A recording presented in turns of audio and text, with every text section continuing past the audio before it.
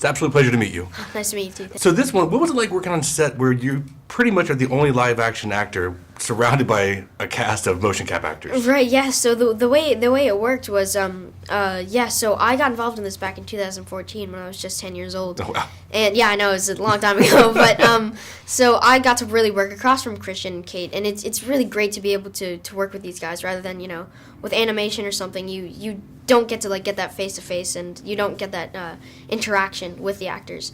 But I think it's really great using performance capture.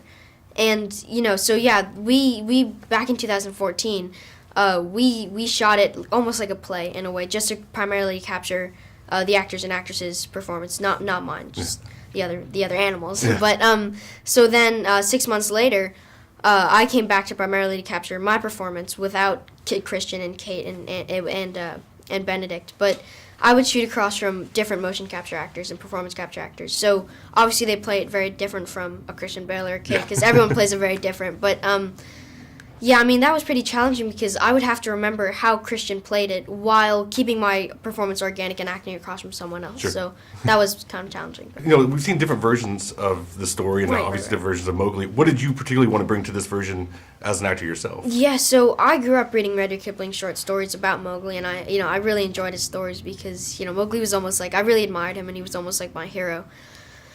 But, I mean, I really tried to bring that authenticity to the role. Obviously, I did a lot of physical training for this. I grew my hair out, and I added some extensions as well to make it even longer. But, I mean, yeah, really that authenticity to capture the essence of Rudyard Kipling's short stories. We really went for that, especially in the tone of the movie. Compared to other versions, it's obviously very, what people like to call dark, but for me, I prefer to call it deeper.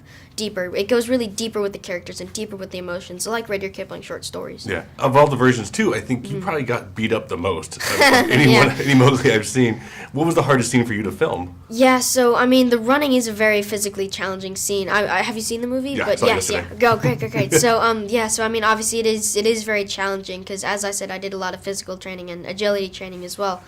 But, I mean, it was challenging, that whole sequence, because, obviously I'm doing a lot of physical work, running on all fours. Obviously, it's not very natural to a human, but, I mean, yeah, it is really challenging to kind of keep it fluid on all fours. And, going downhill especially is really challenging because, obviously, our arms are shorter than our legs. Sure. So you almost feel like you want to tumble over your arms and just go spilling over. Yeah. That actually brought me to my next question was, how long did it take you to kind of perfect the all-four run? Yeah, so, I mean, I started the quadruped, as we call it. It took a very long time. I mean, obviously I worked through it with Andy, and I did some work with Terry Notary as well.